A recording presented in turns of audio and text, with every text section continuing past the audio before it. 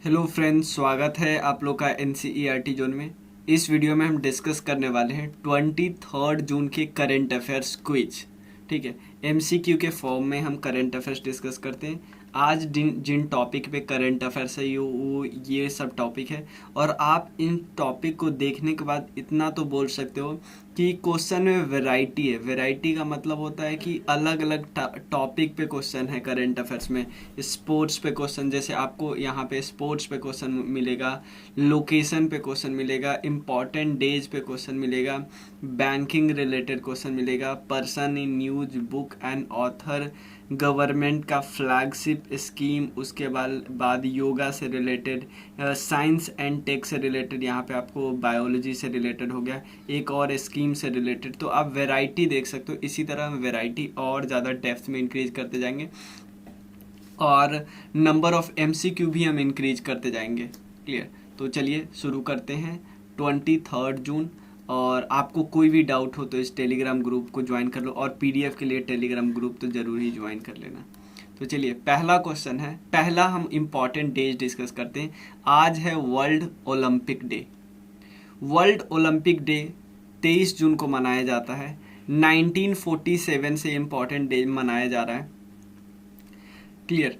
उसके अलावा इस बार का थीम है together for a peaceful world, लेकिन सोशल मीडिया हैशटैग है कुछ move for piece Olympic day. ये याद करने की जरूरत नहीं, ये याद करना together for a peaceful world. उसके अलावा लोकेशन देख लेते, दो लोकेशन हम देख लेते। एक है कनाडा से रिलेटेड। क्यों? क्योंकि देखो, मॉन्ट्रियल में F1 ग्रैंड प्रिक्स हुआ था, कैनेडियन F1 ग्रैंड प्रिक्स 2022।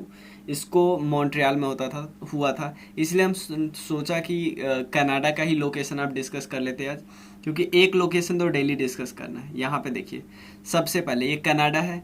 यहाँ पे ज़्यादा आपको मैं ये फीचर्स नहीं बताऊँगा, मैं ज़्यादातर आपको बताता हूँ कुछ फिजिकल लोकेशन, पॉलिटिकल नहीं। हडसन बे है यहाँ पे है जेम्स बे, यहाँ पे बैफिन आइलैंड। बैफिन आइलैंड के जस्ट राइट में बैफिन बे है। और एक और चीज़ याद रखिए, ग्रीनलैंड और बैफिन आइलैंड के बीच जो स्ट्रेट है उसको बोलते हैं डेविस स्ट्रेट। क्लियर? और एक और लोकेशन यहाँ पे देखिए, न्यू फाउंडलैंड यहाँ पे है। यहाँ पे न्यू फाउंडलैंड क्यों फेमस होगा? यहाँ पे फिशिंग ग्राउंड है। फिशिंग ग्राउंड क्यों है? क्योंकि यहाँ पे कोल्ड करंट और वार्म करंट मिलता है। और आपको ये पता होगा ना, जहाँ पे कोल्ड ओशन करंट और वार्म ओशन करंट मिलता है वहाँ पे एक बहुत बेहतरीन फिशिंग ग्राउंड होती है। और आर्कटिक सर्कल जो लाइन है वो क्या होता है? 66.5 डिग्री नॉर्थ। ये कहाँ से गुजरता है? ग्रीनलैंड से भी गुजरता है और कनाडा से भी गुजरता है। कनाडा के बैफिन आइलैंड से भी गुजरता है। ये बात याद रखिए। यहाँ पे ब्यूफोर्ट सी, ये यूएसए का पार्ट है, अलास्का। यहाँ पे बैंक्स आइलैंड है, ये विक्टोरिया आइलैंड है। एलिस मेरे आइलैंड है ये वाला, इतना याद रखिए। ये क्यूबेक वाला पार्ट है। और एक ग्रेट लेक है। ग्रेट लेक हम यहाँ पे डिस्कस कर लेते हैं। टोटल 5 लेक है। किस किस के बीच में? यूएसए और कनाडा के बीच में। ठीक है, ये बाउंड्री है दोनों देश के। तो आप देख, तो जो अधिकतर लेक है, 5 में से 4 लेक है, ऑलमोस्ट आधा आधा बटा हुआ है। एक देख सकते, जैसे लेक सुपीरियर दोनों में बटा हुआ है। लेक मिचिगन पूरी तरह यूएसए में है। लेक हुरॉन ये ऑलमोस्ट 60 to 70% पार्ट कहाँ पे? कनाडा में, बाकी यूएसए में है। लेक ईडी आधा आधा बटा हुआ है। लेक ओंटारिड। तो ये 5 लेक है, इसके बारे में हमें पता होना चाहिए। ये है मॉन्ट्रियल, जहाँ पे ये इस बारी का F1 grand prix, F1 Canadian grand prix 2022 हुआ है। आपको बताना है जीता किसने है। जीता है, आप अगर पता होगा तो आपको पता होगा, नहीं तो अगर आप गेस करोगे तो इनका नाम लगा लोगे, क्योंकि ये बहुत बार जीते हुए, लेकिन इस बार इस कप में 3rd पोजीशन पे आए हैं। विनर है मैक्स वर्स्टेपेन। ये एक नीदरलैंड के प्लेयर है, ये बात याद रखिए।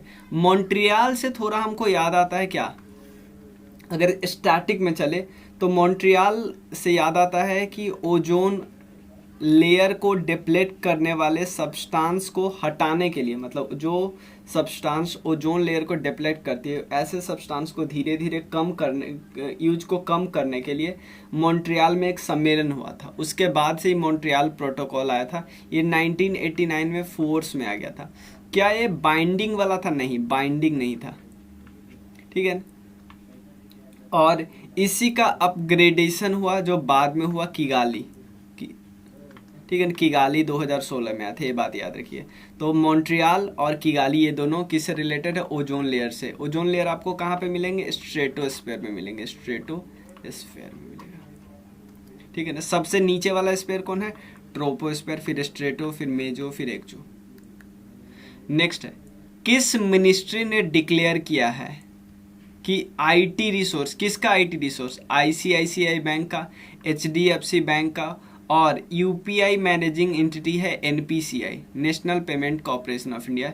इन तीनों का जो आईटी रिसोर्स है ना, इसको बोला कि क्रिटिकल इंफॉर्मेशन इंफ्रास्ट्रक्चर है। मतलब इनमें थोड़ा भी छेड़छाड़ पूरे देश के लिए खतरे की घंटी होगी। तो क्या कौन सी मिनिस्ट्री करती है? देखो, ये गवर्नमेंट कर सकती है, हमें पता है। गवर्नमेंट किसी भी आईटी इंफ्रास्ट्रक्चर, चाहे पब्लिक हो या प्राइवेट, उसको डिक्लेयर कर सकती है। इसका सिंपल मतलब है कि भाई बहुत ज़रूरी है देश की सिक्योरिटी के लिए, देश के लिए। तो कौन सी मिनिस्ट्री करती है? हम सबको थोड़ा सा गेस हो गया होगा, ministry of electronics and information technology, MeitY. Clear? चलिए नेक्स्ट क्वेश्चन करते हैं। एक कोऑपरेटिव्स बैंक है, ठीक है, जिसका लाइसेंस रद्द कर दिया गया है, किसके द्वारा? आरबीआई के द्वारा। तो हमें ये चीज़ तो पता चल गया कि आरबीआई किसी कोऑपरेटिव्स या किसी बैंक के लाइसेंस को भी रद्द कर सकती है, किसी भी कई सारे बेसिस है। इसका जो बेसिस दिया है कि आप इसके पास इनसफिशिएंट कैपिटल नहीं है और आपके वो अर्निंग पोटेंशियल नहीं है। ये है मिलात कोऑपरेटिव्स बैंक, ये कर्नाटका में मिलेगा आपको। क्लियर? नेक्स्ट क्वेश्चन है, और एक और चीज़, थोड़ा सा कोऑपरेटिव्स के बारे में डिस्कस कर लेते हैं।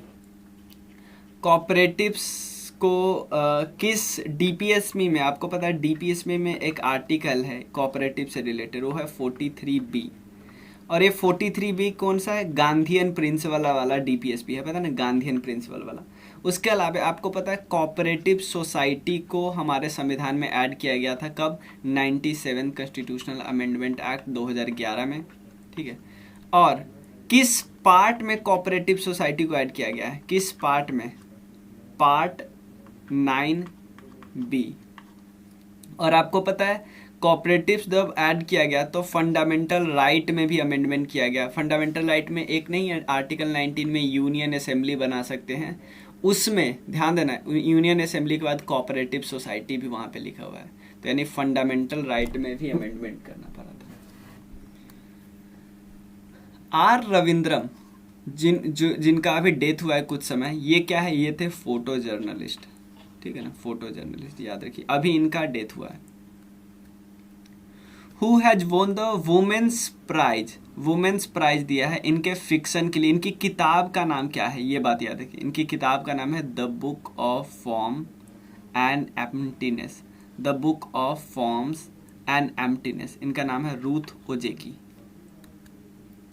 एक स्कीम है किसके लिए? निर्माण वर्कर, सिंपल मतलब है किसके लिए? कंस्ट्रक्शन वर्कर के लिए, कंस्ट्रक्शन वर्कर के लिए।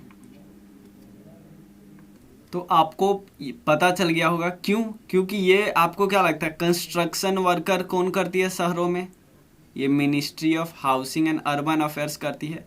तो ये काम कौन करेंगे? Ministry of housing and urban affairs के यूनियन मिनिस्टर जो कि है हरदीप सिंह पुरी जी।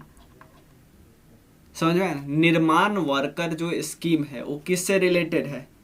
कंस्ट्रक्शन वर्कर से रिलेटेड है।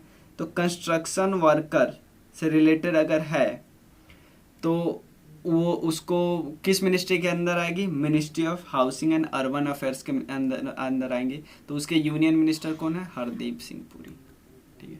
अब ये कुछ क्वेश्चन है जो यूपीएससी में भी आ सकते हैं। चलिए, इंटरनेशनल डे ऑफ योगा जिसको हमने डिस्कस किया था 21 जून वाले में, तो एक तो डेट हमें पता है कि भाई 21 जून, ठीक है। लेकिन ये मनाया कब से जाने लगा? 2014 में यहाँ पे लिखा हुआ है it was propose by India, correct statement है। In the United Nation Economic and Social Council, नहीं नहीं नहीं भाई भाई, इंडिया ने प्रोपोज जरूर किया लेकिन यूएनजीए में किया 2014 में। और हर साल आपको पता नहीं यूनाइटेड नेशन जनरल असेंबली का सम्मेलन होता है, तो जो 69th वाला सम्मेलन था उसमें प्रोपोज किया इंडिया ने, ठीक है। तो इसको क्या मान लिया गया? हाँ मान लिया गया, लेकिन ये ऑप्शन गलत है इसके कारण, तो 1 इज इनकरेक्ट। तो 1 जैसे है तो यहाँ का भी 1 गलत। The theme of international day of yoga, ये मैंने आपको किस क्विज में भी डाला था, टेलीग्राम में, ठीक है। वहाँ पे क्या है, योगा फॉर ह्यूमैनिटी है। वहाँ पे मैंने एक ऑप्शन रखा था मेंटल वेलबिंग, तो वहाँ पे कई लोगों ने मेंटल वेलबिंग लगाया था, कई लोगों ने यूनिटी लगाया था, लेकिन नहीं है ह्यूमैनिटी, ठीक है। तो ये भी गलत है, डी इज करेक्ट, ठीक है। अब नेक्स्ट क्वेश्चन हम डिस्कस करते हैं। दीनदयाल अंत्योदय योजना मतलब रूरल लोगों के लिए आजीविका का मिशन है, गांव के लोगों के लिए आजीविका का मिशन है। तो इसमें आपको बताना है कौन करेक्ट है। ये सेंट्रली स्पॉन्सर्ड स्कीम है, यानी सेंटर गवर्नमेंट पैसे एलोकेट करती है, पूरा नहीं। मान लो सेंट्रल गवर्नमेंट 60% पैसे एलोकेट करेगी, लेकिन जो स्पेशल स्टेटस होते हैं उनमें वहाँ पे 90%, ठीक है। लेकिन इसको इम्प्लीमेंट कौन करेगा? State government. तो ये बात तो सही है क्योंकि स्टेट गवर्नमेंट बांटती है, तो 1 इज करेक्ट। तो 1 करेक्ट होगा, तो ये तो सीधा सीधा गलत। It was launch by ministry of Panchayati Raj institution. It was launch by Panchayati Raj institution, नहीं नहीं नहीं नहीं, ये मिनिस्ट्री ऑफ रूरल डेवलपमेंट के द्वारा आया था, रूरल डेवलपमेंट के द्वारा आया था। ये स्टार्ट कब हुआ था? 2014-15 में स्टार्ट हुआ था। तो रूरल डेवलपमेंट मिनिस्ट्री, तो ये वाला ऑप्शन गलत, तो 2 गलत, ये गलत। अब देख लेते हैं, हमारे पास 1 तो करेक्ट है, ठीक है। It provides for working relationship for consultation between Panchayati Raj institution and community based, ये तो करेगा ही करेगा, फिर भाई नहीं तो बांटेगा कैसे ठीक से पैसा, ठीक है ना। आराम से कंसल्ट कर सकता है भाई, ठीक है ना। इसके फीचर्स में भी आप देखोगे तो कंसल्ट कर सकता है, तो 3 करेक्ट है। क्योंकि ये कुछ ऐसा स्टेटमेंट नहीं लग रहा है जिसको आप लगे गलत है, जैसे ये सीधा सीधा आपको गलत लग रहा है, ठीक है। Next, one nation one ration card, one nation one ration card जो स्कीम है उसकी बात हम करते हैं, ठीक है।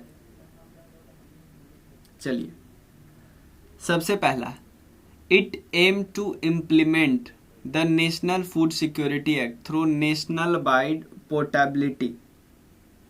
और उसके बाद मेरा ration mobile app provide real time information to the beneficiary enable, ये भी सही है, मेरा राशन मोबाइल ऐप। तो 2 तो करेक्ट है, तो यानी ये वाला सीधा सीधा गलत होगा, ठीक है। अब कौन सी मिनिस्ट्री है पहले देख लेते हैं। Ministry of consumer affairs, food and public distribution is the nodal ministry. तो कौन सी मिनिस्ट्री है? देखो,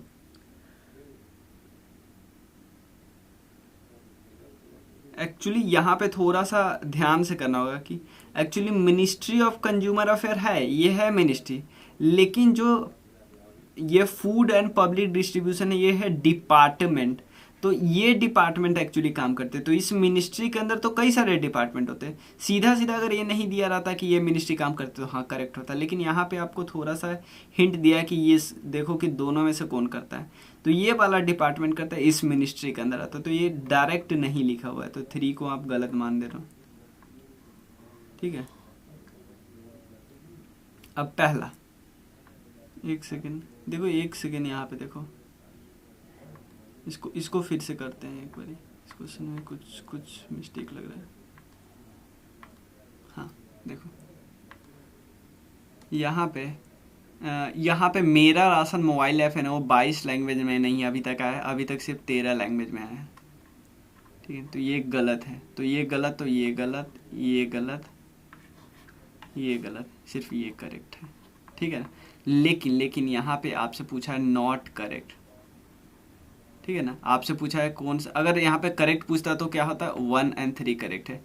अगर आपसे पूछा है गलत कौन है, तो गलत है सिर्फ 2, ठीक है ना, ये भी करेक्ट है, क्योंकि यहाँ पे वही लिखना चाहे कि मिनिस्ट्री ऑफ कंज्यूमर अफेयर्स, यहाँ पे लिखता कि डिपार्टमेंट, या ऐसा लिखता food and public distribution department under ministry of consumer affairs, ये नोडल एजेंसी है। तो ये थोड़ा मुझे पढ़ने में दिक्कत हो गया था, लेकिन ये भी करेक्ट है। और ये भी, इसका तो ये तो कुछ ऐसा लग ही नहीं रहा है कि ये गलत हो, to implement the national food security act, तो सीधा सीधा सर है। तो ये सही है, ये सही है, लेकिन हमसे गलत पूछा तो सिर्फ ये गलत है।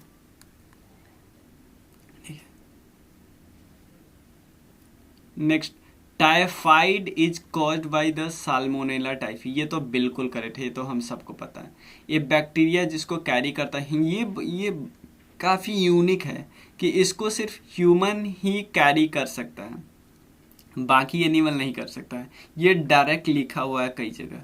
Despite having no symptoms for typhoid the carrier can infect other for a fit, ये भी करेक्ट है कि आपको इन्फेक्ट पता ही नहीं चलेगा, लेकिन शरीर के अंदर है तो कैरियर दूसरे तक पहुंचा सकता है। तो दोनों करेक्ट है, ठीक है। तो यहाँ पे हमने डिस्कस किया हर एक क्वेश्चन, हर एक टॉपिक, ठीक है। One nation national rural livelihood mission, one nation yoga पे, टाइफाइड पे, निपुण पे, book and author Ravindran sir के बारे में, कोऑपरेटिव बैंक, ये मैप, ओलंपिक डे, ठीक है। इसके बाद भी आपको कोई डाउट हो तो आप इस नंबर पे मैसेज करना, कुछ अपडेट, आपको कुछ फीडबैक देना तो भी देना, आप कंट्रीब्यूट कर सकते हो तो भी कर सकते हो, ठीक है। चलिए मिलते हैं फिर, आप कोर्स परचेज कर सकते हो। Thank you.